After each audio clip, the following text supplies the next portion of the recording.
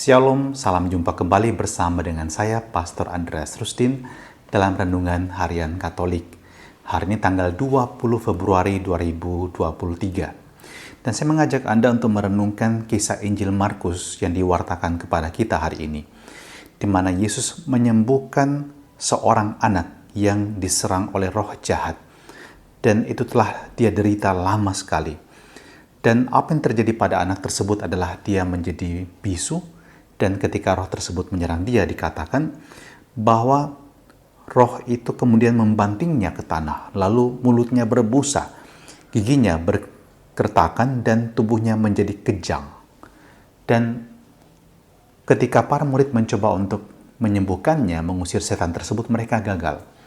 Dan ketika Yesus melakukannya, para murid bertanya, kenapa mereka tidak dapat melakukannya? Dan Yesus menjawab dengan kalimat yang sangat menarik, bahwa yang ini tidak dapat diusir kecuali dengan berdoa.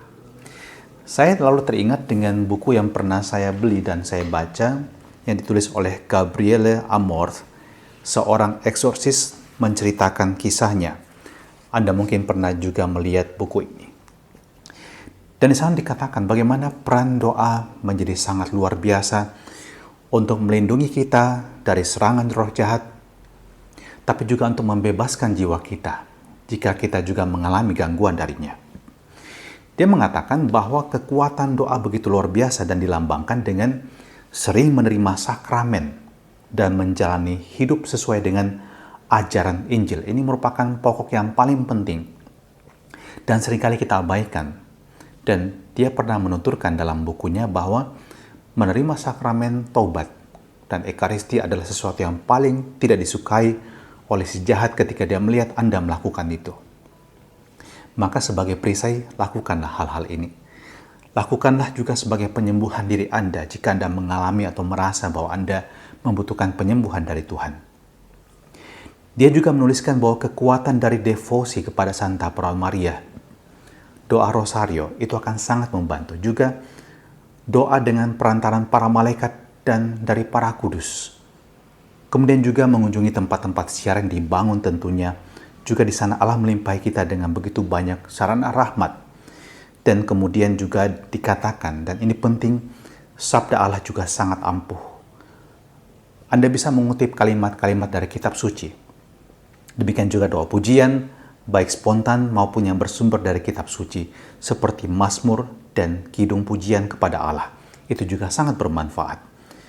Dan kemudian juga sangat ditekankan mengenai kerendahan hati dari pelaku eksorsis, artinya mereka yang berdoa untuk orang-orang yang mengalami gangguan seperti ini.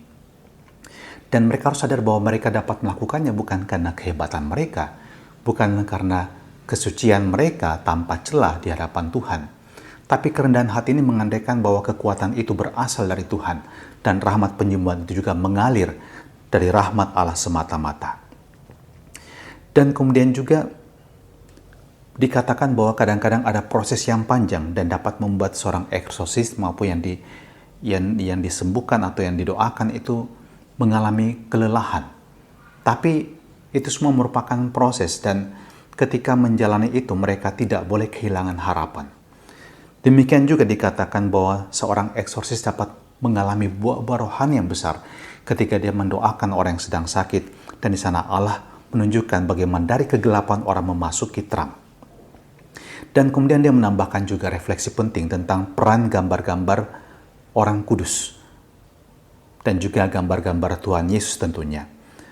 Dan itu ditempatkan di pintu rumah, di kamar tidur, di ruang makan, ataupun di kamar-kamar yang teramat sering digunakan oleh anggota keluarga. Dia katakan, gambar-gambar kudus tidak meniru budaya kafir yang menggunakannya sebagai jimat keberuntungan, melainkan mengikuti konsep Kristiani, yaitu meniru dan mencari perlindungan dari mereka yang ditampilkan oleh gambar-gambar tersebut. Itu bukan jimat, tapi merupakan gambaran dari para kudus yang kita minta perlindungan dari mereka. Dan mereka ditampilkan oleh gambar-gambar itu. Dan zaman sekarang, kata dia, seringkali dia masuk ke dalam rumah di mana sepasang tanduk merah yang menyala dipajang depan pintu. Dan ketika saya masuk dari kamar ke kamar untuk memberkatinya, saya melihat sedemikian sedikit benda-benda kudus. Dan ini merupakan sebuah kesalahan besar. Maka saudara-saudari terkasih, mungkin pesan bacaan Injil hari ini yang cocok untuk kita juga adalah, mari menempatkan Tuhan dalam kehidupan kita. Mari kita menempatkan Dia dan kuasa-Nya juga melalui kehadirannya dalam rupa-rupa cara. Mendengarkan sabdanya, merenungkannya, menyambut sakramen-sakramen gereja, dan menempatkan di rumah kita juga patung, gambar orang kudus yang kita mohonkan berkat. Dan itu adalah kekuatan kita untuk menangkal serangan dari roh-roh yang jahat. Mereka ada, tidak kita lihat, tetapi kuasanya dapat merusak kehidupan manusia. Jangan pernah menyerah, tetapi lindungilah diri Anda dengan kekuatan Tuhan sendiri. Berdiri sendiri, berjuang dengan kekuatan sendiri, Anda tidak akan dapat. Tapi Anda mengandalkan Tuhan, dan kuasanya pasti juga akan menjaga Anda dan melindungi Anda. Dan terimalah berkat Allah yang Maha Kuasa yang menjaga, melindungi dan menguatkan kita di dalam kasih dan berkat-Nya yang melimpah, dalam nama Bapa dan Putra dan Roh Kudus. Amin.